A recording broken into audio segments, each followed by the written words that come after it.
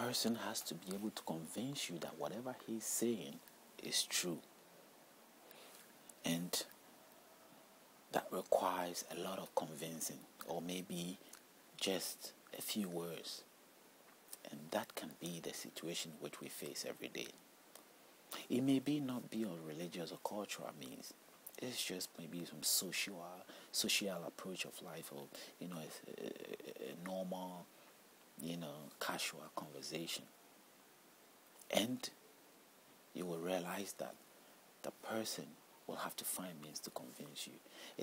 Maybe the person is trying to let himself get embraced by you in the sense of winning your friendship, and it will require for that person to impress in some way. That is the mental idea of people, and that is their personal way of doing things. But to my topic, or my discussion, or my revealing of this is mainly on the sense that we have a deep issue which inspired us. But we also have to know that this inspiration may come from good and bad, and I'm sure you know that already. But in a very simple, basic way, we have to recognize that it is not coming from, the answers are not somewhere secretive. It's just something right there around us that we ignore.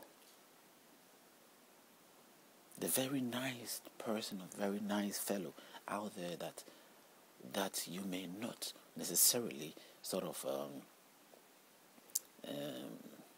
think of as being somebody who might lead you into some trap, may be the very person that might lead you to that trap.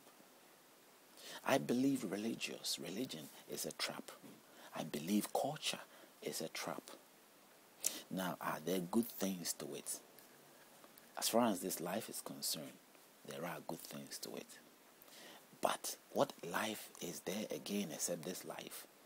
But whatever I'm saying is that the entire life that we have now, that you have, you ask yourself, is it good?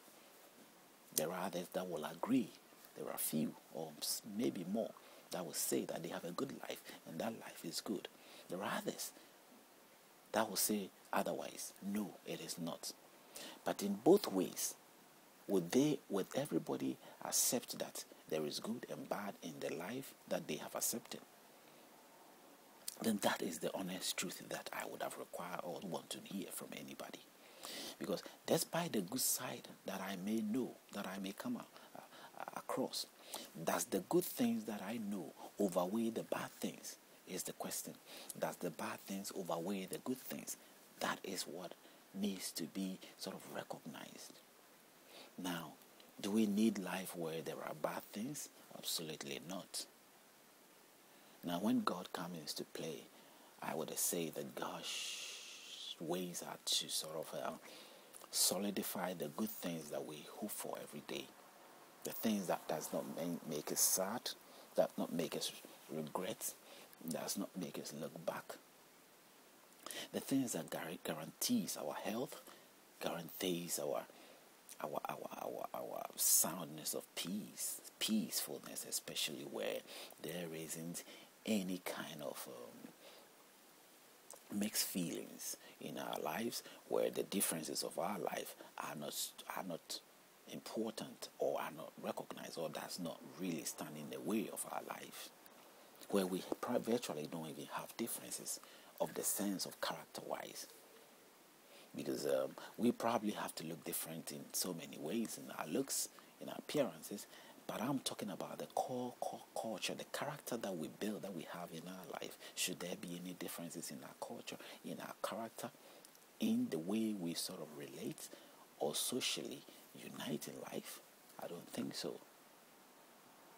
But if there is, fine. The suggestion is welcomed. But I don't think so. Because those differences are what cause the divisions we have. Those differences are what makes others selfishly choose the path that they choose.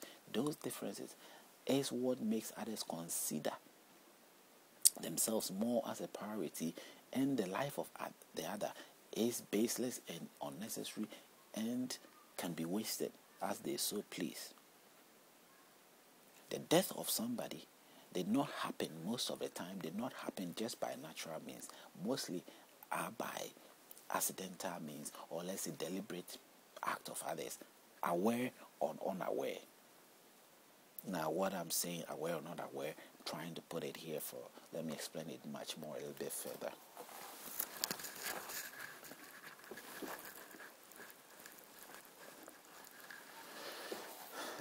That is to do with, let's say when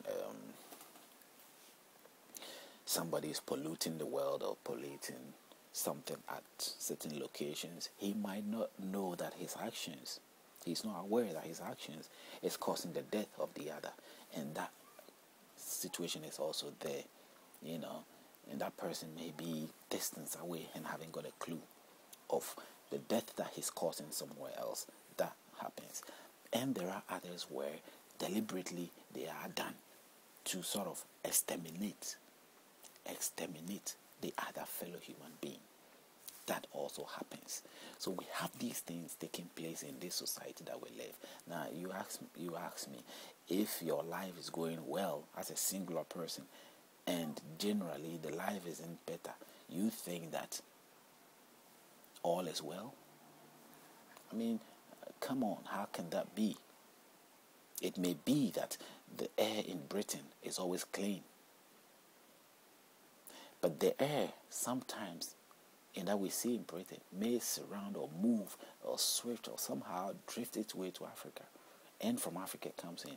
No matter how they pollute the air in Africa, it's believed that the scientific geniusness of this part of the world have studied far.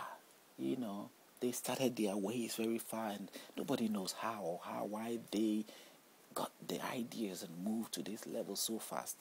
Nobody really can get the clue of how it was done, but somehow their inspiration to this level that they were in have studied the geographical sense of the world, the weather, and they know that the wind that blows probably to this place might not necessarily come from Africa or come from all these polluted places. And the places that they feel that are insignificant in causing effect to their wind, they don't really care. But the places that they do, they share common grounds and ideas with. Just like they self-centeredly trying to approach life, better their life, and cutting away, whatever it is that they could cut away to limit. This is not necessarily limit, but rather to widen their benefits, and limit what they may see as an obstacle in their life. Now, whether it's a joke or not, these are real.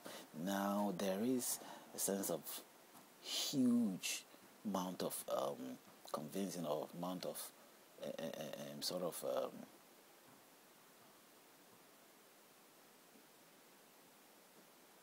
states of which, if care is not taken, might damage the idea or the approach of these things. So it is a very serious or somehow issue which its sensitivity requires for this part of the world to embrace some of those who are in that state of which extermination might be possibility.